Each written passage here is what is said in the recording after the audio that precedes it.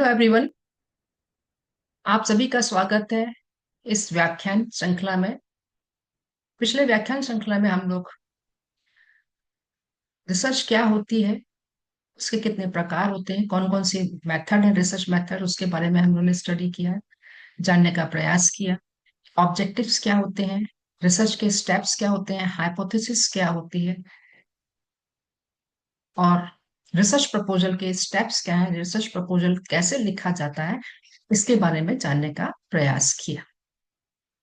आज के इस व्याख्यान श्रृंखला में हम लोग जानने की कोशिश करेंगे जनसंख्या और न्याय दर, पॉपुलेशन और सैंपल क्या होता है, यूनिवर्स क्या होता है, समिष्ट क्या होता है, जनसंख्या किसे कहते हैं,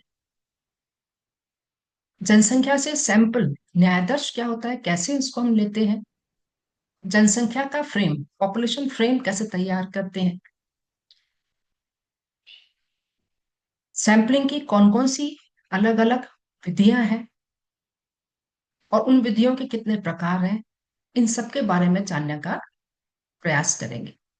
आप लोग इस लेक्चर को ध्यान से सुनिएगा ताकि आप लोग के कंसेप्ट क्लियर हो, और जरूरत पड़ने पे नोट्स लीजिएगा। अगर कुछ समझ में नहीं आता है तो कमेंट बॉक्स में अपना सवाल लिख कर जरूर मुझसे पूछ सकते हैं। आइए बिना देरी किए हुए हम लोग शुरू करते हैं कि पॉपुलेशन और सैंपल होता क्या है। सबसे पहले हम जानने की कोशिश करेंगे कि यूनिवर्स, समिष्ट, हिंदी में आप इसे कहते हैं समिष्ट, ये होता क्या है। हमारे पृथ्वी पर, है ना, हमारे इस प्लेनेट पर जो भी है वो क्या कहलाता है, वो सब it is a part of universe. ये समिस्ट का एक हिस्सा है। What ever occurs on this planet is a part of universe. है ना, अर्थ पे जितनी भी चीजें हैं वो सब क्या है, एक हिस्सा है। इसमें अगर हम ध्यान से देखें तो इसमें डिफरेंट डिफरेंट प्रकार के पॉपुलेशन है ना, अलग अलग तरह की चीजें आपको देखने को मिलेगी पृथ्वी पर। और अगर हम देखें सब डिफरेंट टाइप के, तो हम इसे कह सकते हैं ये कैसा है, सारे के सभी हेट्रोजेनस है ना, अलग अलग विभिन्न प्रकार के हैं। इनमें एक समानता बिल्कुल भी नहीं है। परंतु एज ए रिसर्चर, शोधकर्ता के रूप में आप देखें तो हमको क्या चाहिए, we must have well defined small portion of universe for the study. पूरा पूरा यूनिवर्स हम नहीं ले सकते, ठीक है ना, उसमें से एक छोटा सा हिस्सा हमको इसकी जरूरत होती है। पॉपुलेशन में देखें यहाँ पर अलग अलग डिफरेंट टाइप के प्लेनेट, हमारे अर्थ पे देखेंगे, प्लांट्स भी हैं, एनिमल्स भी हैं, मिनरल्स भी हैं, केमिकल्स भी हैं, और ह्यूमन बींग्स भी हैं, है ना। अगर इन सभी को देख रहे हैं तो ये सब क्या है, ये हेट्रोजेनस है।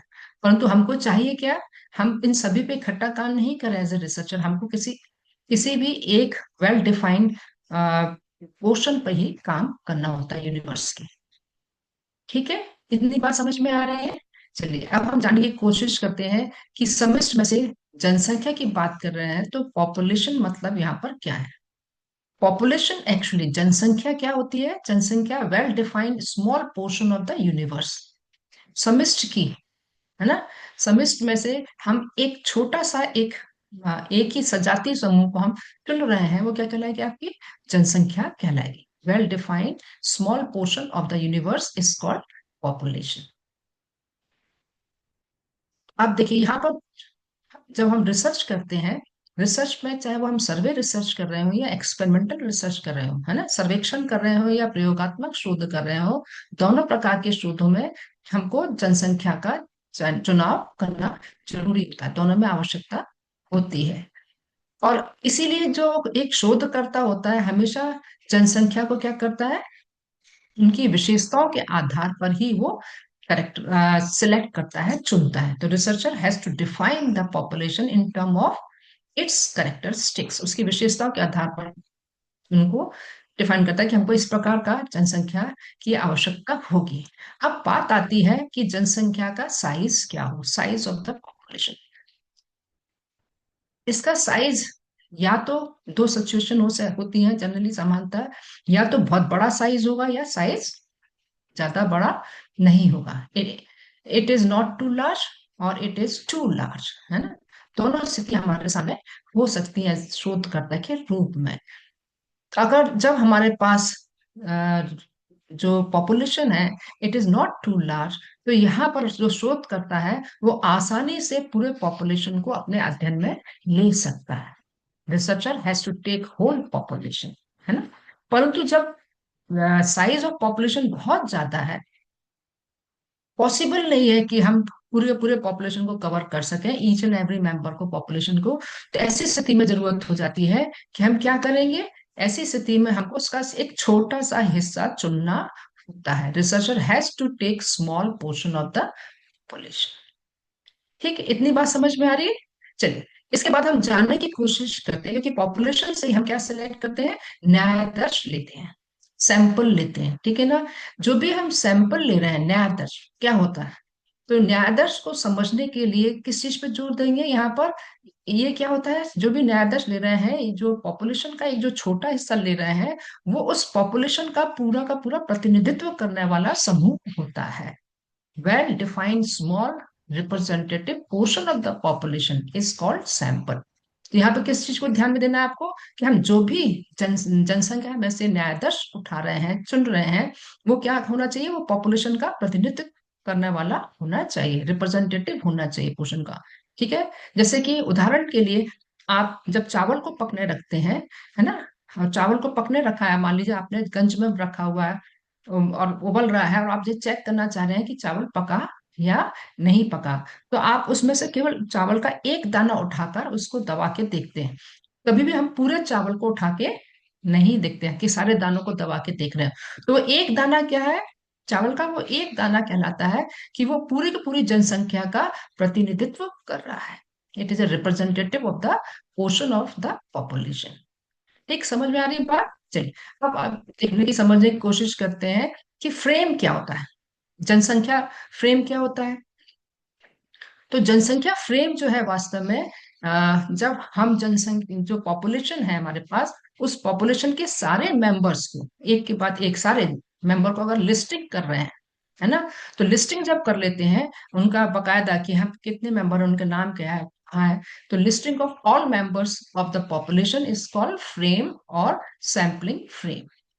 ठीक है ना। सैम्पलिंग फ्रेम भी हो सकते हैं, पर जनसंख्या के बारे में अगर बहुत बड़ा है तो संभव नहीं है। ठीक है। अब ऐसी स्थिति में जब आप लिस्टिंग कर रहे हैं, तो दो प्रकार की स्थितियां उत्पन्न होती हैं। ठीक है, तो ये दोनों स्थितियां क्या क्या होती है, कि जो भी आप जनसंख्या की लिस्ट बना रहे हैं, तो बनाते समय या तो पॉपुलेशन आपके बहुत ज्यादा बड़ा है, तो it is not possible to make list of all members of population, है ना। किसी भी जनसंख्या के सारे सदस्यों का लिस्ट तैयार करना, सूची बनाना संभव नहीं है। ठीक है, जब संभव नहीं है, और दूसरी स्थिति है जबकि आप लिस्ट बना सकने में सक्षम है, it is to make list of all member of population. जब जनसंख्या के सभी सदस्यों की आप सूची तैयार कर पा रहे हैं, दो प्रकार की स्थितियां निर्मित होती हैं। परंतु जब आप लिस्ट नहीं बना पा रहे हैं, ठीक है ना, फॉर एग्जाम्पल, इस उदाहरण से हम इस चीज को समझने की कोशिश करेंगे। मान लो आप एक स्टडी करना चाह रहे हैं कि भोपाल शहर में कितने ड्रग एडिक्ट्स हैं। ठीक है ना, स्टडी द डेली रूटीन, उनका क्या दिनचर्या होती है, जो ड्रग एडिक्ट्स हैं उनकी। ठीक है ना, तो the study of the daily routine of drug addicts of Bhopal city, इसके ऊपर आप स्टडी करना चाह रहे हैं। अब यहाँ पे अपन बात किसके कर रहे हैं, ड्रग एडिक्ट्स की। ठीक है, जो नशे नशे के लत है, जिनको ऐसे बच्चों की या ऐसे किशोरों के आप दिखना चाह रहे हैं, तो यहाँ पर आपको आसानी से या बहुत ही कठिनाई हो, संभव ही नहीं है, फ्रेम इज नॉट अवेलेबल, है ना। आपको नहीं मालूम कि कहाँ कहाँ वो मिलेंगे, किस जगह पे मिलेंगे, और उनका डेली रूटीन क्या है, ये पता करना बहुत ही कठिन काम है, तब संभव ही नहीं है। परंतु दूसरी बात आती है कि जब जो दूसरा एग्जाम्पल है, जैसे आप स्टडी करना चाह रहे हैं problems of street children of Mumbai. Mumbai शहर के जो सड़कों पे काम करने वाले हैं बच्चे, सड़कों पे रहने वाले बच्चे हैं, उनकी कौन कौन सी समस्याएं हैं। ठीक है ना, तो इस तरह के बच्चों की भी आपको लिस्ट बनाना, क्योंकि आज है कल नहीं है, गांव से अभी आए थे, काम करने आए थे, आप काम चले गए वापस, तो फ्रेम इज नॉट अवेलेबल। तो ऐसी स्थिति में क्या हो रहा है कि जब फ्रेम नहीं है, तो यहाँ पर हम कह सकते हैं कि जो शोध करता है उसके पास फ्रेम हो भी सकता है और फ्रेम नहीं भी हो सकता, दोनों स्थितियां हो सकती हैं। दस द रिसर्चर मे हैव और may not have a frame for research. ठीक है, इतनी बात समझ में आ रही है? अब जानने की कोशिश करेंगे। फ्रेम के बाद सैंपलिंग। न्यायाधीश प्रक्रिया क्या होती है? न्यायाधीश प्रक्रिया होती है, हाँ पर जैसे मैंने प्रक्रिया शब्द हिंदी में इस्तेमाल किया, इसमें क्या बोल सकते हैं, it is a procedure. It refers to the procedure of selecting sample from the population. किसी भी जनसंख्या से अ, हमको न्यायाधीश लेना है, तो न्यायाधीश चुनने के लिए हम जो विधि का प्रयोग करते हैं उस विधि को हम कहते हैं सैंपलिंग। ठीक है ना? यहाँ पर आप प्रतिचयन कर रहे हैं, न्यायाधीश का चयन प्रक्रिया। ठीक, समझ में बात आ रही है? चलिए, परंतु ऐसी प्रक्रिया करते समय कई बार हम लोग सैंपलिंग बायस भी हो जाते हैं। तो सैंपलिंग बायस कब कहेंगे आप? सैंपलिंग बायस होता है कि जब जब हम सैंपल जो भी ले रहे हैं वो आप जो पॉपुलेशन है उसकी विशेषताओं को सही तरीके से प्रतिबिंबित नहीं कर पा रहा। ठीक है ना, उसको सही तरीके से रिप्रेजेंट नहीं कर रहा, does not reflect the characteristics of the target population. तो इसका मतलब है कि कहीं ना कहीं हम बायस हो गए और हमारा सैंपल जो है वो थोड़ा सा गड़बड़ हो गया। ठीक है, इसके बाद आती है सैंपलिंग प्रोसेस। सैंपलिंग करना क्यों जरूरी है, इसका इंपॉर्टेंस क्या है? तो इसका महत्व जानने के लिए इसको देखेंगे। सबसे पहले, अगर आप प्रॉपर सैंपलिंग करते हैं, सही टेक्निक का यूज करते हैं, no doubt it saves time and money. आपके समय की भी बचत होती है और आपका पैसा भी कम खर्च होता है। ठीक है ना, तो आपके पैसे की भी बचत होती है, that's why it is a very economic, है ना? तो आप इसको, अगर हम प्रॉपरली सैंपलिंग करते हैं तो आपका काम काफी कुछ सही दिशा में आगे बढ़ता है। दूसरी बात, जब आप सैंपलिंग करते हैं तो इट हैज अ ग्रेट या ग्रेटर स्कोप ऑफ स्टडी। आपकी स्टडी की जो क्षेत्र है उसके बढ़ जाने की संभावनाएं बहुत बढ़ जाती है। दूसरी बात, हमारे पास जो रिजल्ट आ रहा है उसमें एक्यूरेसी होने की संभावना भी बढ़ जाती है। ठीक है। चौथी बात, कि जो भी जब आप ना प्रयोगात्मक शोध कर रहे हैं, अप्रोप्रिएट टू एक्सपेरिमेंटल रिसर्च, प्रयोगात्मक शोध करते हैं उसके लिए सैंपलिंग करना बहुत जरूरी होता है कि आप बिल्कुल सही सही एक जैसे समूह बना रहे हो, ग्रुप है ना, दो ग्रुप बना रहे हैं तो दोनों बिल्कुल आइडेंटिकल ग्रुप बनने चाहिए।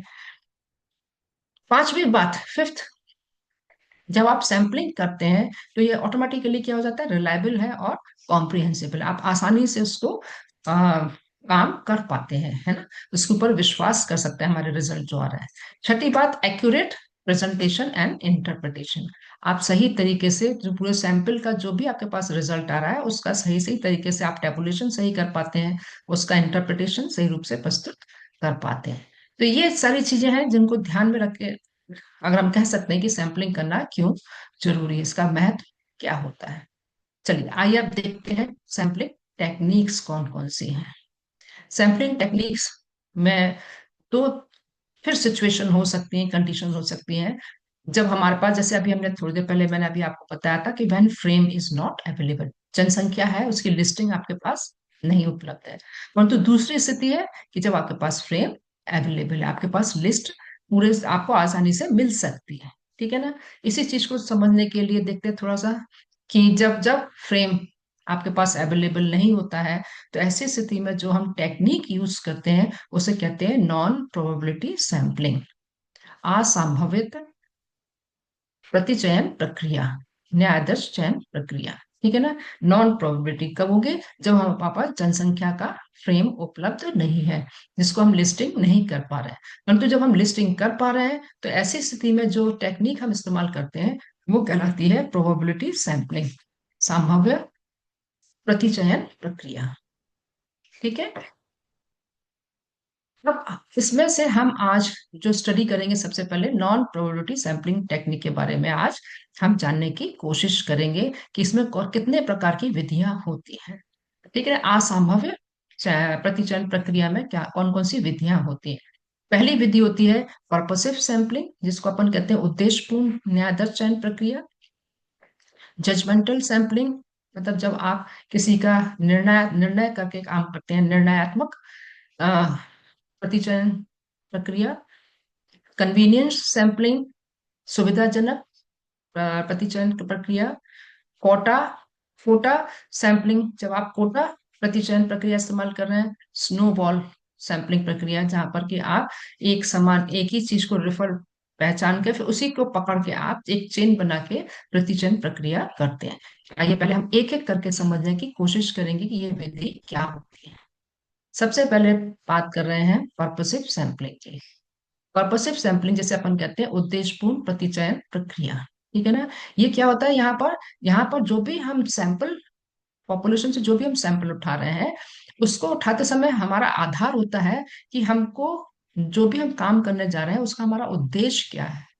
ठीक है, हमारे पास जो हम सैंपल लेना चाहते हैं उसके बारे में हम किस तरह का ऑब्जेक्ट करेक्टरिस्टिक वाला हमको आदर्श चाहिए। ठीक है ना, किस तरह का आप सैंपल चाहते हैं। ठीक है ना, तो ये इसका पर्पस क्या है, आपका जो भी कार्य कर रहे हो उस स्टडी का पीछे क्या उद्देश्य है ना। और दूसरी बात हम ध्यान रखते हैं कि जो कई बार हमको ऐसे करेक्टरिस्टिक चाहिए जो कि एक्सट्रीम हो या डेविएंट केसेस हो, है ना, जो कि एक रेगुलर पैटर्न में फिट नहीं होते उनके एट्रीब्यूट्स, या उनका एट्रीब्यूट्स बोले या उनका व्यवहार बोले, है ना। ठीक है, तो सब्जेक्ट की तो इस तरह का हमको सैंपल की आवश्यकता है। ठीक है, हम बिल्कुल, हमको जिस हमारा काम करने के पीछे उद्देश्य ये है, हम ये इस पॉपुलेशन को लेना, जनसंख्या को लेना, जनसंख्या नहीं, हम न्याय आदर्श को चयन करना चाहते हैं। ठीक है ना, तो ऐसी स्थिति में जो रिसर्चर होता है उसके पास उस जो सैंपल ले रहा है उस सैंपल के बारे में उसको पास बहुत अच्छी अंडरस्टैंडिंग होनी चाहिए, और उसके जिस तरह के बिहेवियर वाले सैंपल को सिलेक्ट करना है उसके बारे में उसकी जानकारी बहुत स्पष्ट होती है। ठीक है ना, तो उसके पास होनी भी चाहिए। ठीक है ना, अब जैसे किसी भी पर्टिकुलर सब ग्रुप, सब सेट ऑफ पीपल को वो सिलेक्ट करना चाह रहा है, ठीक है ना, किसी भी एक ग्रुप की चीज को। ठीक है, तो ऐसी स्थिति में रिसर्चर के माइंड में जो भी ग्रुप को वो सिलेक्ट कर रहा है उस ग्रुप से रिलेटेड स्पेसिफिक जो करेक्टरिस्टिक्स उसके माइंड में क्लियर होना बहुत जरूरी है। तो जैसे फॉर एग्जाम्पल आप सिलेक्ट करना चाहते हैं, हाई लेवल एग्जीक्यूटिव्स को ले रहे हैं किसी भी समूह के, या टॉपर ले रहे हैं आप यूनिवर्सिटी में या किसी स्कूल में किसी बोर्ड एग्जामिनेशन में। ठीक है ना, तो ये कैसे लोग हैं यहाँ पर, ये बिल्कुल स्पेसिफिक है, डेविएंट लोग हैं जो कि आपको बहुत कम पॉपुलेशन में मिलेंगे, ठीक है, हायर लेवल पे मिलेंगे। इस तरह के सैंपल के चुनाव के लिए सबसे अच्छी विधि होती है पर्पसिव सैंपलिंग टेक्निक। उद्देश्यपूर्ण चयन प्रतिचयन प्रक्रिया का प्रयोग करना ज्यादा अच्छा होता है। उदाहरण के लिए, जैसे आपका जो प्रॉब्लम है वो क्या है, अ study habit of distinction holder in science of class ninth students of CBSE board students of Billabong high international school of Jabalpur. आपने बिल्कुल पिन पॉइंट स्टूडेंट्स को लेके आप काम कर रहे हैं। पहली बात तो डिस्टिंक्शन होल्डर है, डिस्टिंक्शन किस सब्जेक्ट में, साइंस में है ना। और साथ ही साथ स्कूल भी आपने, सीबीएसई बोर्ड है परंतु स्कूल जो है वो भी आपने एक पर्टिकुलर स्कूल को सिलेक्ट करना चाह रहे हैं। ठीक है ना, आपका उद्देश्य ये है कि हम बिलाबोंग हाई इंटरनेशनल स्कूल के बच्चों के ऊपर ही स्टडी करना चाहते हैं। ऐसी स्थिति में क्या हुआ, आपका जो सैंपल हो गया क्या हो गया, only student of class ninth Billabong high international school Jabalpur, ये आपका सैंपल हो गया। और उसमें भी सारे सारे स्टूडेंट्स नाइन्थ क्लास के नहीं आ रहे हैं। कौन से बच्चे आ रहे हैं, वो got distinction only in science, science subject में जिनकी डिस्टिंक्शन आती है उन्हीं को ले रहे हैं।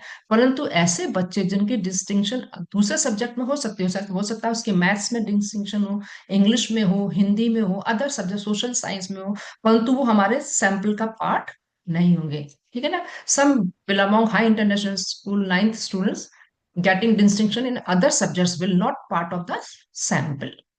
ठीक है ना, तो यह ऐसी स्थिति में रिसर्चर क्या कर रहा है, researcher has to use only purposive sampling technique. हमको पर्पसफुली, हमारा पर्पस ये है, हमारे स्टडी का मेन ऑब्जेक्टिव ये है, उस ऑब्जेक्टिव को फुलफिल करने के लिए हम ये सिलेक्ट कर रहे हैं। ठीक है ना, तो उसमें जो अदर सब्जेक्ट्स उनको हमने रिजेक्ट कर दिया क्योंकि वो हमारे उस पर्टिकुलर फ्रेम में फिट नहीं हो रहे हैं। उनका साइंस में डिस्टिंक्शन नहीं है, उनका अदर सब्जेक्ट्स में डिस्टिंक्शन है। ठीक है ना, तो वो do not fit in a particular profile और सब सेट ऑफ सब्जेक्ट्स।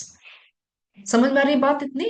मतलब जब आप पर्पसिव सैंपल कर रहे हैं तो आपने बिल्कुल पर्पसफुली आपने उस सब्जेक्ट का चयन किया, उन बच्चों को उठाया, और उसी साथ के उसके साथ के जो बच्चे उस आपने जो बनाया हुआ है एक आउटफिट उसमें फिट नहीं होते तो उसको आप वहां से रिजेक्ट कर देते हैं। ठीक है। तो इस विधि का आप देखें, इसका इंपॉर्टेंस क्या है, एडवांटेजेस क्या क्या है। तो सबसे पहली बात, नो डाउट, आपने टू द पॉइंट काम कर रहे हैं तो इट इज इकोनॉमिक। ये आपके समय की भी बचत कर रही है, इसमें आपके पैसे की भी बचत होती है। कम समय में आप ज्यादा अच्छे से काम कर पाते हैं। ठीक है। दूसरी बात, क्वालिटेटिव रिसर्चेस के लिए बहुत बढ़िया है। जब आप क्वालिटेटिव रिसर्च करना चाह रहे हैं तो इस पर्पसिव सैंपल के थ्रू आप इंटरव्यू शेड्यूल और वो सब चीजें डिसाइड कर सकते हैं। तीसरी बात, it ensure balance group size when multiple groups are to be selected, है ना। तो यहाँ पर अगर आपने अलग अलग समूह को अलग अलग ग्रुप में आप अगर कलेक्ट कर रहे हैं तो यहाँ ये सैंपल में आप बिल्कुल तय कर लेते हैं कि हम एक ग्रुप में इतने बच्चों को लेंगे, तो that means balance group size होता है। It ensure high participation rate automatically बढ़ जाता है। It adds credibility to qualitative research, है ना। तो यहाँ पे क्रेडिबिलिटी जो है वो बढ़ जाती है ना क्वालिटेटिव रिसर्च में। Generalisation is possible to similar subject. अगर आप सिमिलर सब्जेक्ट्स के ऊपर देखें तो आप आसानी से सामान्यीकरण कर सकते हैं। ठीक है। क्लियर, समझ में आ रही बात। अब इसके डिसएडवांटेजेस भी हैं। तो सबसे पहली बात, it can be subject to bias or error, क्योंकि हम पर्पसफुल ले रहे हैं। तो ऐसी स्थिति में क्या होता है कि आप कई बार बायस हो जाते हैं, बहुत ज्यादा पर्पसफुली आप ले रहे हैं तो उसमें एरर होने की संभावना बढ़ जाती है ना। और इसको हम सारे दूसरे सब्जेक्ट्स पर इसको जनरलाइज नहीं कर सकते, सामान्यकरण दूसरे ग्रुप पे नहीं किया जा सकता। फाइंडिंग्स जो होती है depend on unique characteristic of the sample. जो करेक्टरिस्टिक्स का यूनिकनेस है उसके ऊपर ये डिपेंड करती है कि उस करेक्टर के हिसाब से हमारे फाइंडिंग्स ही, तभी उसी हिसाब से फाइंडिंग्स हमको मिलती है। Sample is not easily protected as being representative of population due to potential subjectivity of researcher। क्योंकि हम यहाँ पर अपने सुविधा के अनुसार चीजों को उद्देश्य के अनुसार चुन रहे हैं, तो कई बार क्या होता है कि सैंपल जो है वो रिप्रेजेंटेटिव नहीं होता पॉपुलेशन का, और less representative of an identified population. ये इसमें इसके डिसएडवांटेजेस हैं। ठीक है। तो दोष है इस विधि के। चलिए, इसके बाद हम जानने की कोशिश करते हैं judgmental sampling technique.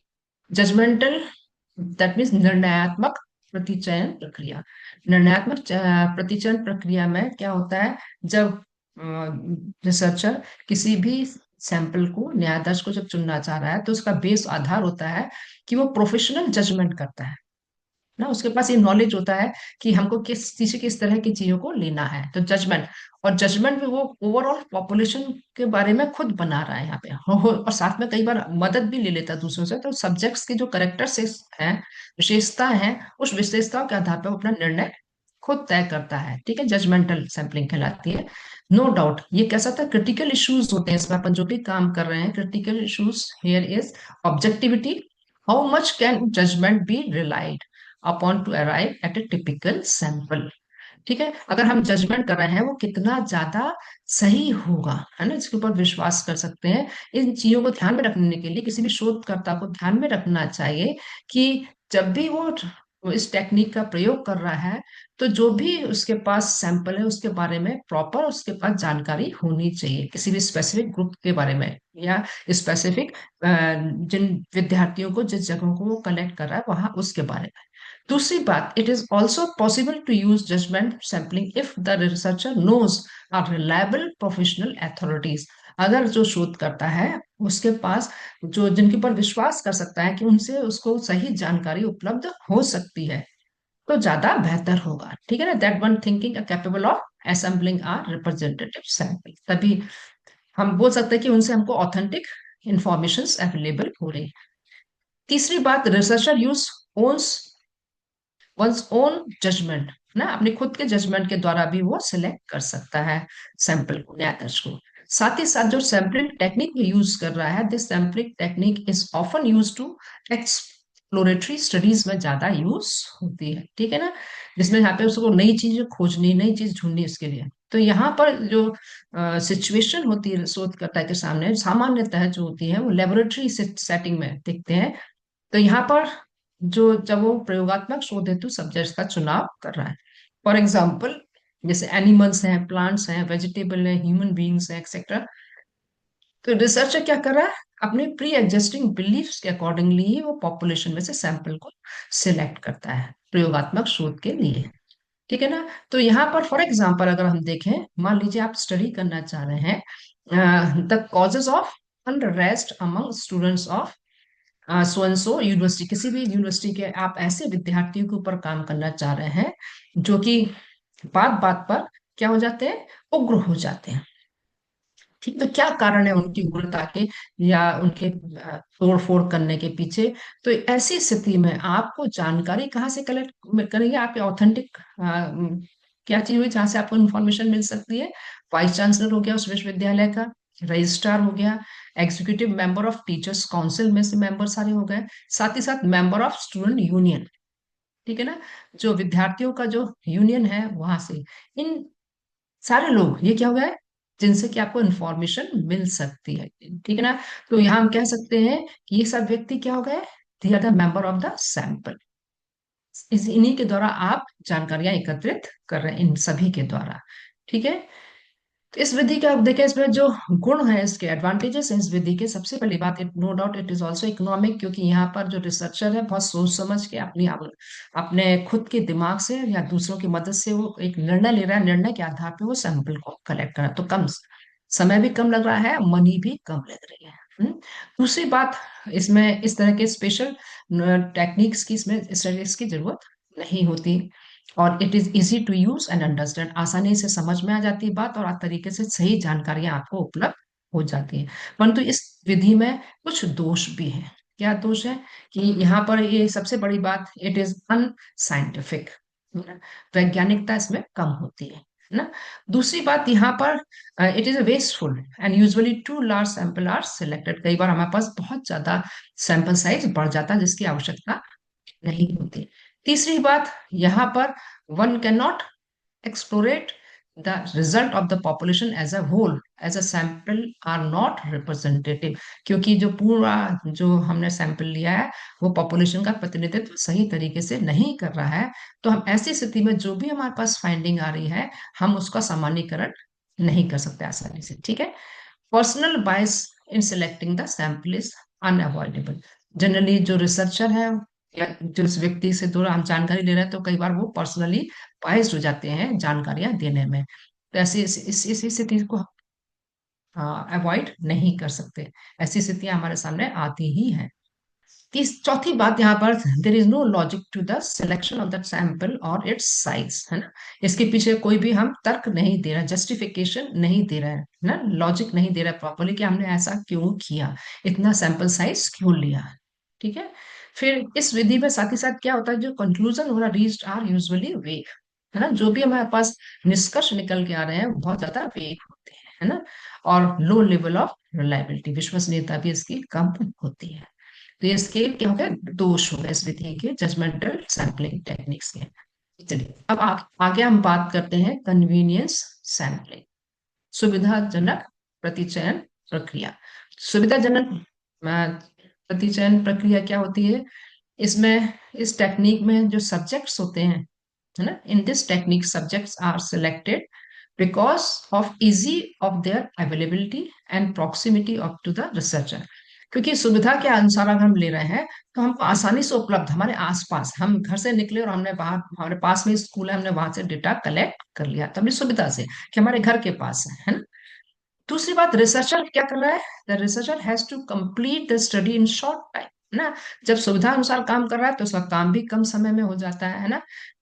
This technique is use and therefore the sample may not be sufficiently representative of the entire population, यहाँ पर भी ये बात आती है कि जो भी हम सैंपल ले रहे हैं वो संपूर्ण जनसंख्या का प्रतिनिधित्व करने वाला बहुत कम होता है ना, कम मात्रा। Sometimes the survey researches one may use convenience sampling technique and may collect data from neighborhood. Generally जो सर्वेक्षण विधियां होती हैं उसमें ऐसी विधियों में शोध में रिसर्चर सामान्यतः अपनी सुविधा के अनुसार अपने आसपास जो उपलब्ध है वहां से डेटा कलेक्ट वो सैंपल कलेक्ट कर लेता है। फॉर एग्जाम्पल, जब वो काम कर रहा है, किसके ऊपर काम कर रहा है, मान लीजिए वो कंपैरेटिव स्टडी करना चाह रहा है anxiety of male and female private school teachers of Jabalpur, इसके ऊपर वो काम करना चाह रहा है। तो ऐसी स्थिति में क्या होगा कि रिसर्चर क्या कर रहा है, कलेक्ट कर रहा डेटा जो उसके घर के पास में स्कूल है ना, इजीली अवेलेबल है ना, इजी टू अप्रोचेबल है। तो वहां पे मेल और फीमेल प्राइवेट स्कूल के टीचर्स को के ऊपर उसने एंजाइटी को लेके उस वहां पे जानकारियां उनको आपने सैंपल के रूप में चयन कर लिया। ठीक है ना। तो यहाँ पर क्या होगा, सुविधा के अनुसार उन्होंने अपना सैंपल लिया। इस विधि के भी कुछ गुण हैं और दोष हैं। सबसे पहले गुण देखते हैं। जो शोध करता है, रिसर्चर में collect the data is near to his or her home and easy to approach, है ना। तो आसानी से वो क्या हो रहा है, अपन बोल सकते हैं it is a very economic, है ना। समय की भी इसमें बचत होती है और आ, पैसे की भी बचत होती है, क्योंकि घर के आसपास जो स्कूल है वहां पे भी चलेगा, उसको बहुत दूर जाना नहीं पड़ा, आसानी से उसने कलेक्ट कर लिया, समय भी कम लगा और पैसा भी कम लगा। दूसरी बात, यहाँ पर हाई पार्टिसिपेशन रेट बढ़ जाती है, क्योंकि वो इस समय को देख के गया कि जब उसको अधिक सारे के सारे शिक्षक अवेलेबल हो। ठीक है ना। तीसरी बात, यहाँ पे जो क्विकनेस या अवेलेबिलिटी है ना, डाटा की उपलब्धता है ना, वो बहुत ज्यादा इजी हो जाता है, आसानी से और कम समय में वो चीज डेटा उसका कलेक्ट हो जाता है। परंतु इसमें कुछ दोष भी है इस विधि में। सबसे पहली बात, ये less representative of an identical या आइडेंटिफाइड पॉपुलेशन, है ना, मतलब पूरे पूरे पॉपुलेशन का प्रतिनिधित्व करने वाली विधि नहीं है। यहाँ पर जो सैंपल हमने लिया वो प्रतिनिधित्व नहीं कर रहा पूरे पॉपुलेशन का। Personal bias in selecting the sample, है ना, जिसको हम अवॉइड नहीं कर पाते, है ना।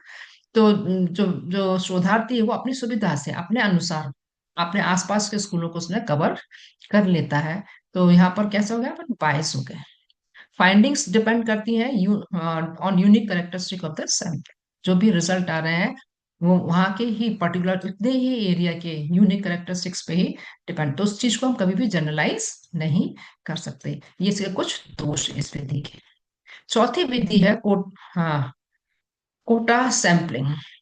कोटा जैसे शब्द से आप समझ में आ रही बात आपको, किसी भी चीज की कोटा आप देखते हैं गवर्नमेंट कोटा करती है ना। तो researcher select subjects according to some fix quota. जो फिक्स कोटा है उसके आधार पर हम सैंपल को सिलेक्ट कर रहे हैं।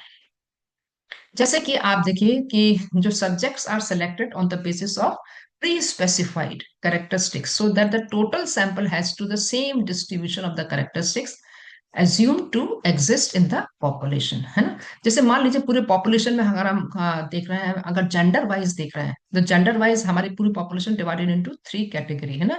तो मेल है, फीमेल है और ट्रांस है ना। तो फिक्स है रेशो, अगर देखें तो मेल का रेशो एक है, फीमेल का एक रेशो, ट्रांस का भी रेशो है ना। तो जब आप सेलेक्ट कर रहे हैं, चयन कर रहे हैं सैंपल, तो उसी रेशो के अकॉर्डिंगली ही आप सैंपल को सिलेक्ट, एक कोटा फिक्स है उसके आधार पर आप सिलेक्ट करते हैं। चलिए इस चीज को और आगे देख समझने के लिए और देखें। तो जैसे मान लीजिए आप at the time of admission, है ना, जब एडमिशन होता है, चाहे वो स्कूल में एडमिशन हो रहा है या कॉलेज में एडमिशन हो रहा है स्टूडेंट्स के, तो यहाँ पर डिफरेंट डिफरेंट कास्ट, तो यहाँ पर कास्ट के आधार पे गवर्नमेंट ने खुद कोटा फिक्स किया हुआ है सरकार के द्वारा, है ना। तो उसमें एसटी, एससी, ओबीसी और जनरल कैटेगरी के स्टूडेंट्स आते हैं, तो 4 प्रकार के उन्होंने कोटा बनाया हुआ है। ठीक है ना। तो जब कोटा सैंपलिंग करते हैं तो represents want to represent the major characteristic of the population by sampling up or portion amount of each characteristics। ठीक है, जो कोटा है फिक्स कोटा है, जब आप सैंपल ले रहे हैं तो उस फिक्स कोटा के पर्टिकुलर रेशो के अकॉर्डिंगली आप उसको सिलेक्ट करते हैं, उनकी विशेषताओं के आधार पर सिलेक्ट कर रहे हैं, तो रिप्रेजेंटेशन होता है प्रॉपरली पॉपुलेशन का। जैसे फॉर एग्जाम्पल जो बात मैंने अभी बताई आपको, quota can be as per gender, age, education, religion, इस आधार पे आप कोटा देख सकते हैं। ठीक है ना। फॉर एग्जाम्पल जैसे मान लीजिए आप काम करना चाह रहे हैं, आज समस्या आपकी है, आज study of job preference of male and female PG students of government arts and commerce college Jabalpur. तो आपने जो आर्ट्स एंड कॉमर्स कॉलेज है जबलपुर का, वहां पे जो पीजी क्लासेस में पीजी के जो स्टूडेंट्स हैं, उनमें जॉब प्रेफरेंस क्या है, मेल में और फीमेल में। अब मान लीजिए कि government arts and commerce college में मेल और फीमेल स्टूडेंट्स का टोटल जो पीजी का स्टूडेंट्स का नंबर है कितना, मान लीजिए सपोज 400 पीजी स्टूडेंट्स हैं। ठीक है। तो आउट ऑफ विच 40%, अगर देखें काउंटिंग लिस्ट बनी हुई है, 40% पढ़ने वाली लड़कियां हैं और 60% लड़के हैं, मेल और फीमेल। ठीक है। और आपको साइज कितना सिलेक्ट करना है, 150 पीजी स्टूडेंट आपको सैंपल के रूप में चाहिए। कितने में से, 400 में से आपको लेना है। ठीक है। अब 150 जब आप उठाएंगे सैंपल को, तो इस बात का ध्यान रखेंगे कि उसमें से आपके पास 40% फीमेल स्टूडेंट्स हो और 60% मेल पीजी स्टूडेंट्स होना जरूरी है। तो यहाँ पे एक फिक्स रेशो के अकॉर्डिंगली आप उसमें से कलेक्ट कर लें। ठीक है ना। तो इन्फॉर्मेशन आप कितने बच्चों से लेंगे, आप 400 में से जो 40% फीमेल है आप चयन कर रहे हैं सैंपल के रूप में, उनसे जानकारी एकत्रित करेंगे। आपने 60% मेल स्टूडेंट्स को चयन किया, उनसे जानकारी एकत्रित करेंगे। तो एक पर्टिकुलर फिक्स रेशो कोटा है। ठीक है, दो कोटा है, उसमें से आपने फिक्स रेशो में आपने लिया। ठीक है। अब इस विधि के गुण देखते हैं। इसमें विधि के गुण है, सबसे पहला गुण है कि it is very economic, time को भी सेव कर रहा है as well as money.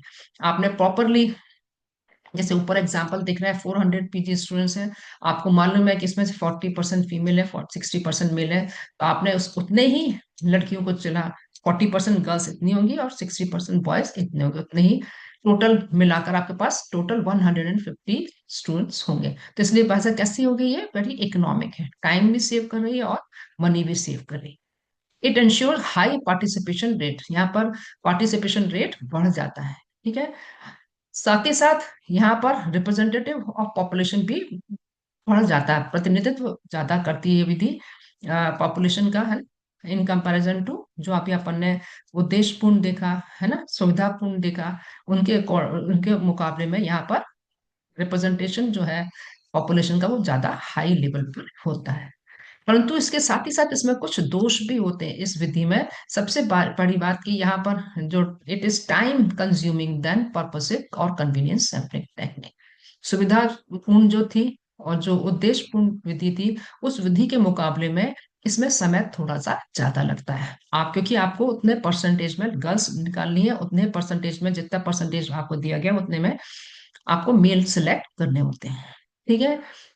Less representative of an identified population, पर उन विधियों के कंपैरिजन में है, परंतु फिर भी प्रतिनिधित्व उतना अधिक नहीं होता है जितना कि प्रोबेबिलिटी सैंपलिंग में होता है।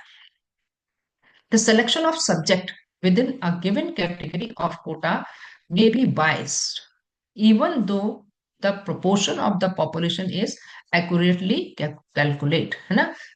मतलब सही सही कैलकुलेट करने के बावजूद भी जरूरी नहीं है कि आप का जो कोटा आप दे रहे हैं उसमें कई बार कुछ गड़बड़ियां हो जाती हैं। ठीक है ना, बायस हो जाते हैं आप, कि आपको आपको लगता नहीं इस लड़की को ले लेना चाहिए, है ना, नहीं इसको ले लेना चाहिए। तो कई बार हम लोग भैया इस लड़के को लेना चाहिए, तो आप बायस हो जाते हैं।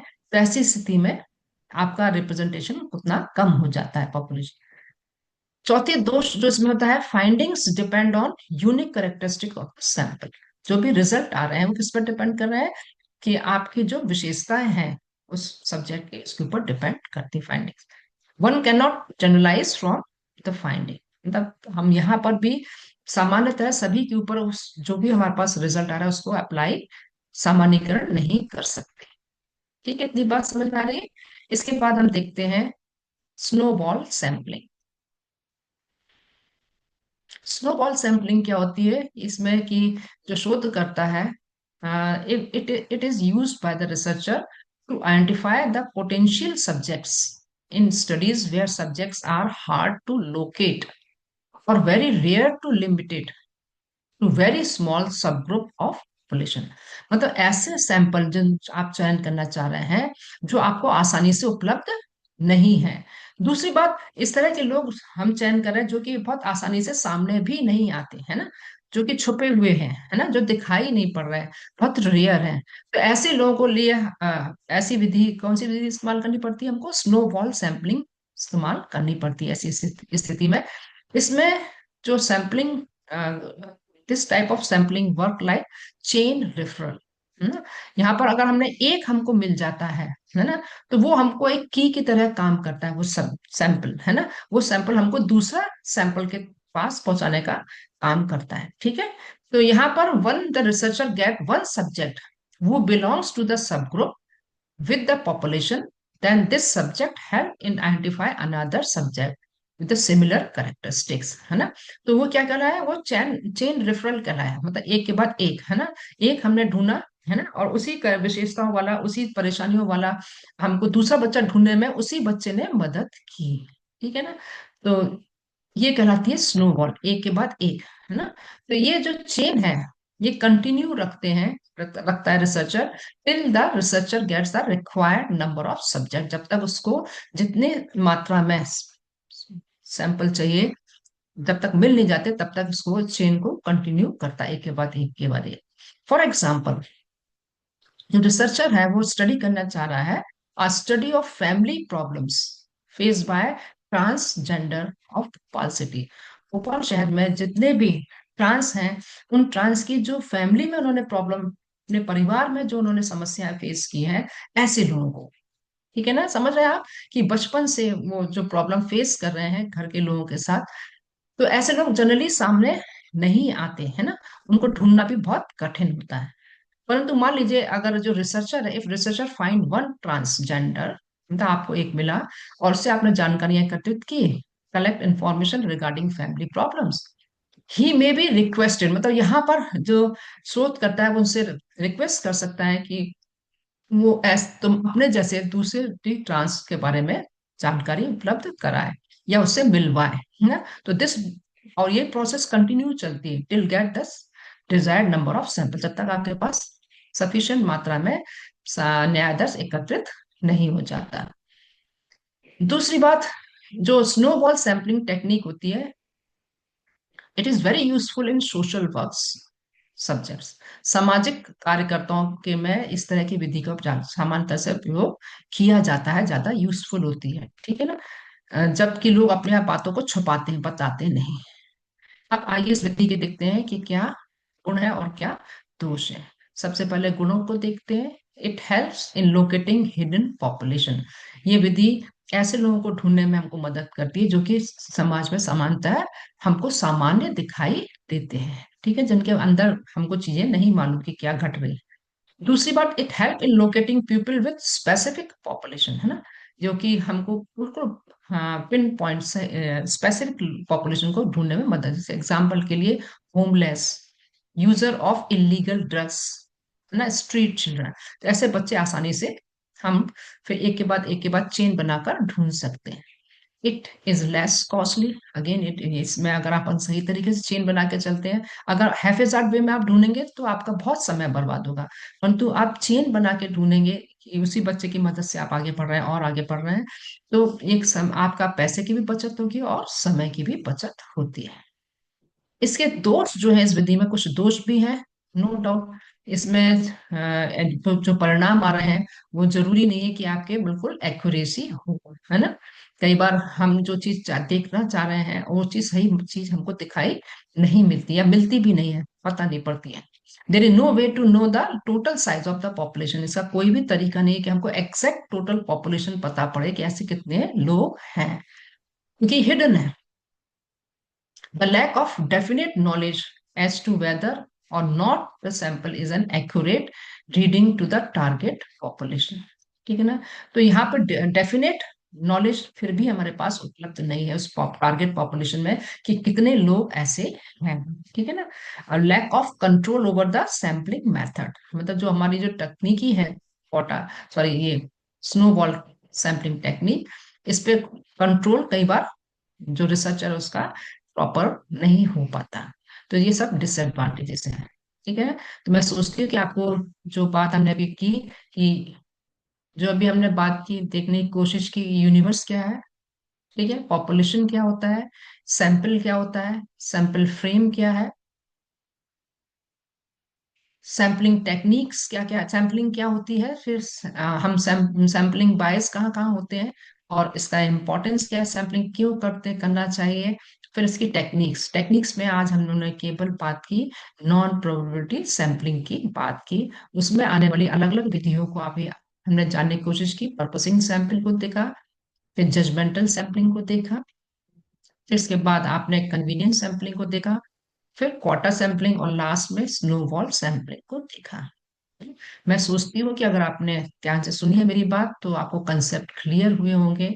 फिर भी आपके दिमाग में कुछ भी परेशानी आती है या कोई सवाल आता है तो मुझसे आप पूछ सकते हैं। जो कमेंट बॉक्स है उसमें आप सवाल लिख के मुझसे पूछ सकते हैं। Thank you.